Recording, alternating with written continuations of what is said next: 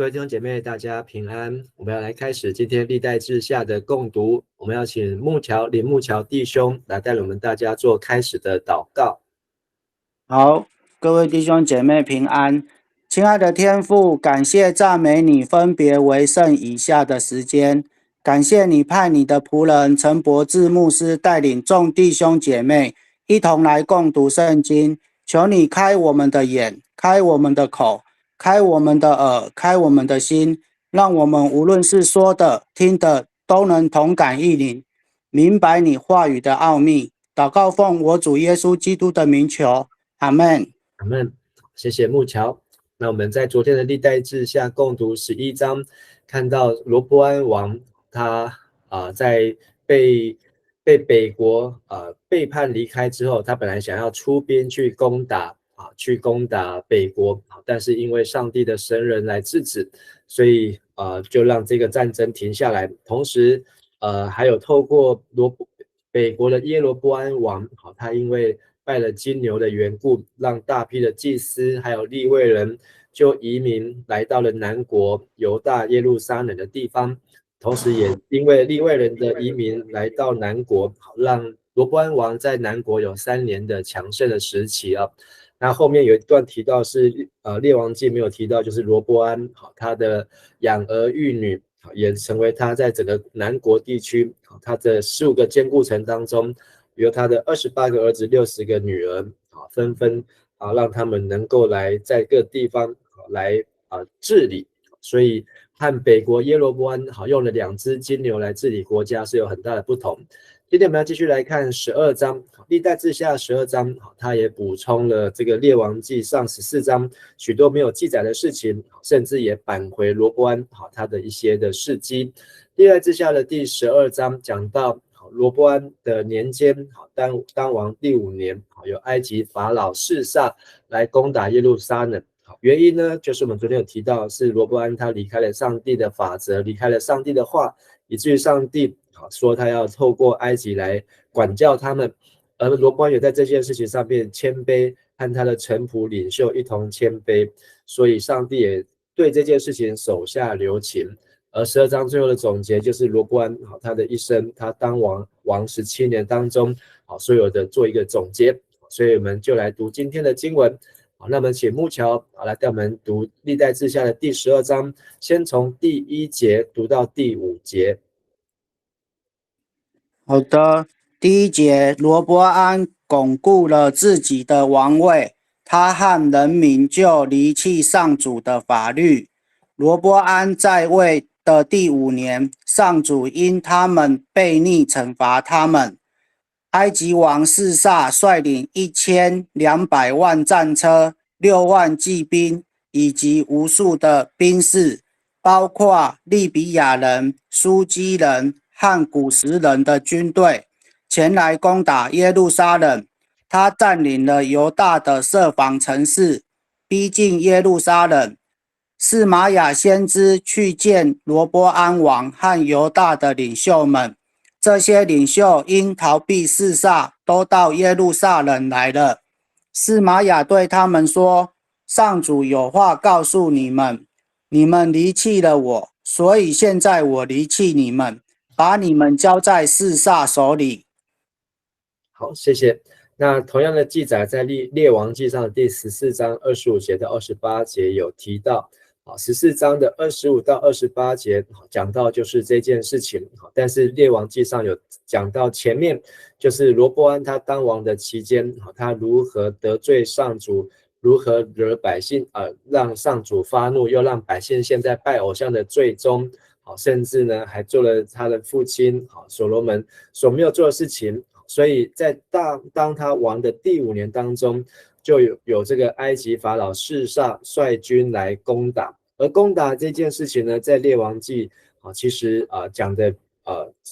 也有做记载，那等一下我们后面会看到。但是这件事情呢，在列王记上没有提到，倒是在我们读的历代志下有提到了这个先知示玛雅，第5节的先知示玛雅。在这个埃及的军队逼近的时候呢，来见罗波安王和犹大的领袖，告诉他这个事情是因为上帝说你们离弃了神，所以现在神也离弃你们，把你们交在埃及法老的手中啊。所以让他们知道，好，为什么罗波安王他已经设立了15个坚固城，昨天看到这些坚固城，而且派他的儿女们在那边管理，甚至从他的爸爸，他的父亲，爸爸是所罗门，父亲是大卫王，好，这么强的军事的设施，甚至他本来要去攻打北国以色列的时候呢，就派兵了18万人，所以南国好不是非常的弱，他们一下子就可以出18万人的兵力出来，但是为什么会被埃及法老一路打到这个耶路撒冷来？问题是在于这是上帝给埃及开了绿灯，好，让他们一路就逼近到耶路撒冷来，所以情况相当的危急啊。好，那么再请木桥带我们来读从第6节读到第12节。好，第6节，王和领袖们都承认自己犯了罪。他们说，上主是公正的，上主看见了他们谦卑自己，就在对示玛雅说，因为他们谦卑承认自己的罪，我不毁灭他们。可是示撒来攻打时，他们只能保存性命而已。我不向耶路撒冷倾倒我的烈怒，可是示撒要征服他们，那时他们就知道服侍我和服侍世上的统治者有什么分别。示撒王进攻耶路撒冷，把圣殿和王宫所有的宝物都夺走，包括所罗门王制造的金盾牌等。罗波安王为了替补这些金盾牌，就造了铜盾牌，把他们交给看守王宫大门的守卫长管理。王每次到圣殿去的时候，守卫就拿着这些盾牌，王离开以后又放回守卫室。由于罗波安谦卑顺服了上主，上主的愤怒转消了，没有彻底消灭他，犹大的情形也颇安定。好，谢谢。那在这一段里面，历代志下特别的记载了，就是罗波安王和他的领袖们都有承认自己犯了罪，所以当先知示玛雅来警告他们的时候，好，他们当下就认罪。好，而这同样的事情，这个示玛雅先知呢，也在第11章好来预告这个罗波安说不可以去攻打他们弟兄，所以这个示玛雅先知呢，好在罗波安的国中好是颇受尊重，而且他讲的话呢，好其实也是带给罗波安都有正面的影响，带给他们有这个正确的回应。所以上帝看到他们的谦卑，上帝就说好，那就是埃及法老来，但是他们只能够保命哦，而这个耶路撒冷不会倾倒上帝的烈怒，但是呢，埃及法老要征服他们，好，到时候他们就知道服侍法老跟服侍上帝的差别在哪里。这个示撒王呢，好在考古当中是相当有名哦，那他有一个狮身人面像。好，那这个示撒王他的记载好有很多地方在圣经当中可以对照起来，好，所以从这个网页上面可以看到示撒好有他的头像、他的狮身像，还有他的这个甲虫好护甲的这个圣甲虫好的这个雕像，以及这个示撒王埃及法老呢，好他过去好在征服100多个城市当中，他所留下的记录好都在他所刻下来王宫宫庙的墙上啊。甚至呢，在他这个示撒王的指环当中，好有这个105和106的这个指环呢，好有取的名字就叫做大卫的高地啊，大卫的高地。好，那意思就是说，他也征服到这个锡安，好，那就是在记载的就是历代志下的这段事情。好，那如果我们去查维基百科呢，好，它叫做舍顺克一世，那意思名字是一样，翻译的问题。那他是古埃及第3中间期的第22王朝的首任法老，他在位是943年到922年，而罗波安王是930年在位啊，好，所以刚好他在位的第5年就是925年，好，也是这个示撒在位的期间，所以是对照起来，好，所以示撒的这个人面狮身像，现在在纽约的这个布鲁克林的博物馆当中，好，以及他的这个那时候所留下的建筑，那也有去比较说圣经中的示撒好跟这个是不是同一个人，那我们可以从这边好做一些的对照参考。但是列王记呢讲到这个罗波安被示撒攻打进来的时候呢，那是他的父亲所罗门对不起，是这个在历代志下的第9章是他的父亲所罗门用纯金子打造了200面的盾牌，然后又有300面的小盾牌就在这一场的战争当中都被埃及法老示撒的部下带走，而这些盾牌呢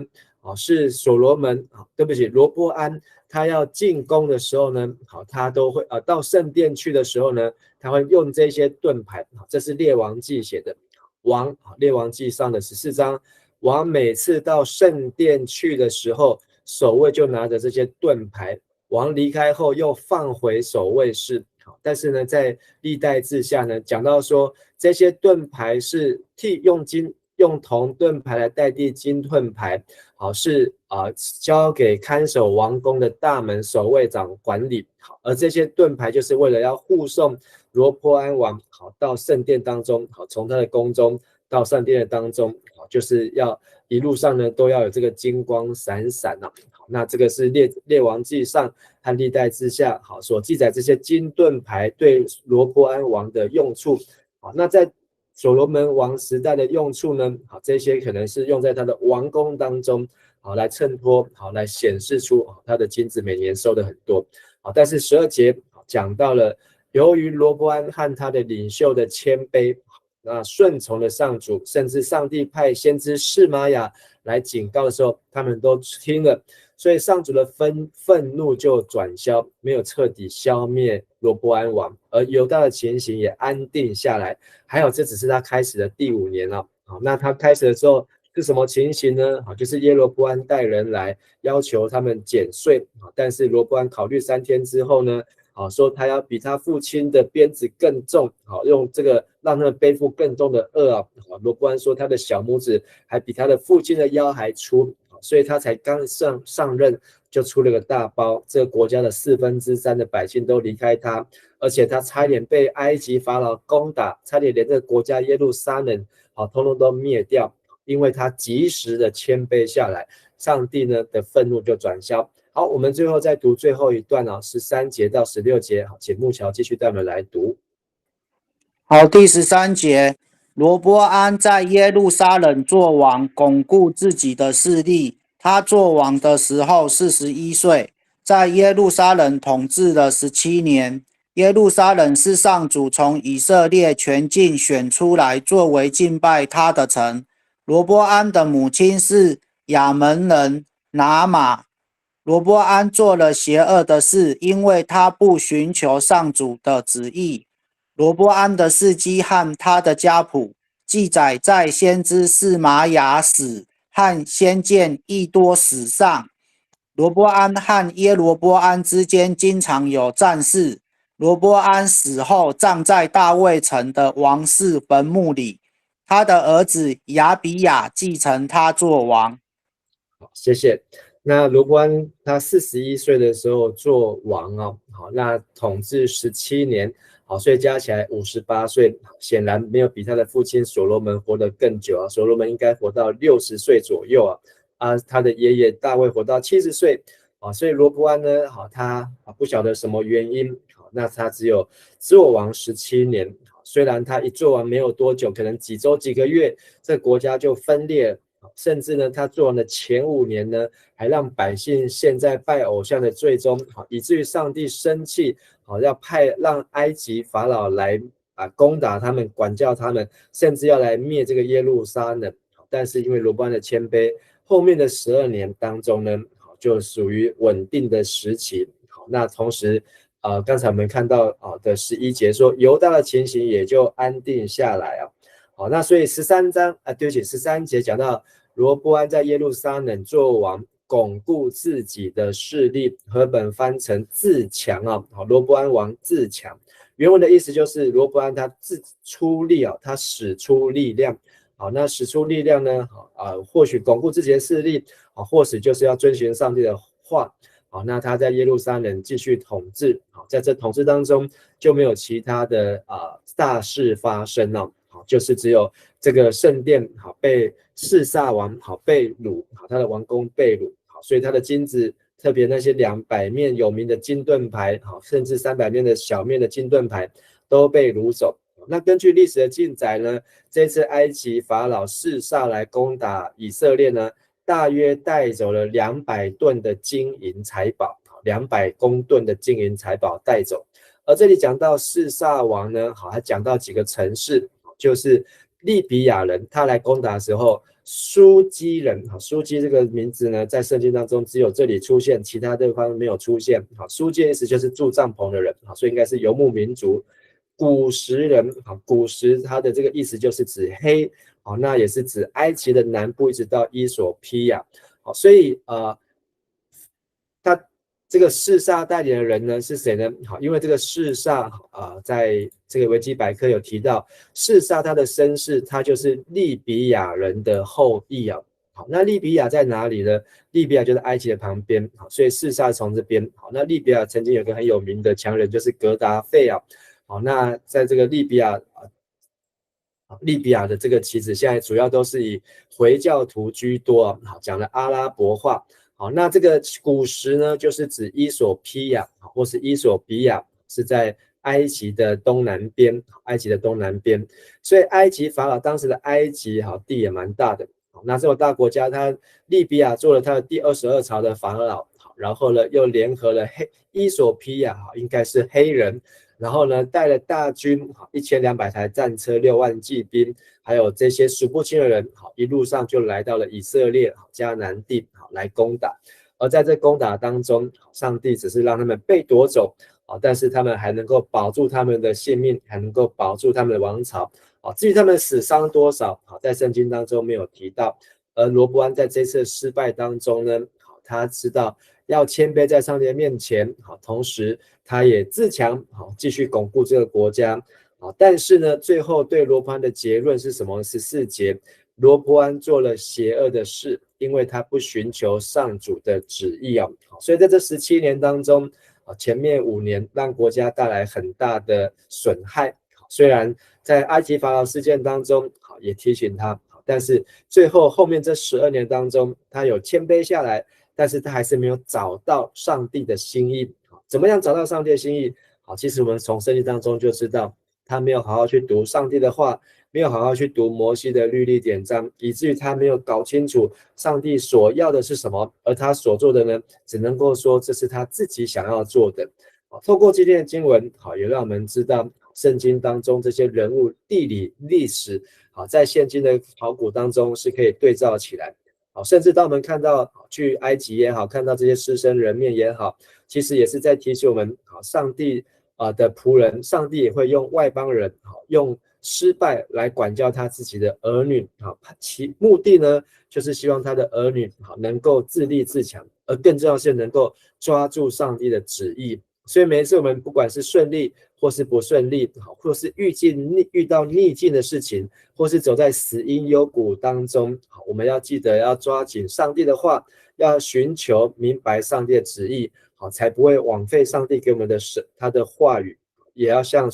像大卫王一样，成为一个合神心意的人，就是能够把上帝的话语放在心中。好，我们今天的分享就到这边，我们一起来祷告。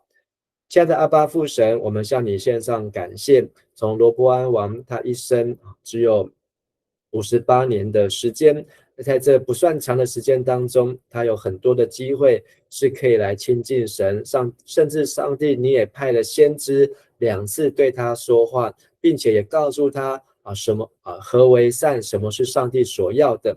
虽然在这2次的听话当中，但罗波安显然没有最后成为一个合神心意的君王，因为他没有真正的抓住上帝的话，明白上帝的旨意，认识上帝的应许，是非常可惜的事情。也求主让我们能够在读上帝话语的过程当中，每天共读的当中，让我们能够花时间来思考你的心，思考你的话，能够昼夜思想，让你的话语成为我们生命的亮光，也成为我们脚前的灯和路上的光，能够照亮我们人生的方向。谢谢主垂听我祷告，奉主耶稣的名祈求，阿们。谢谢大家，祝大家平安，谢谢木桥。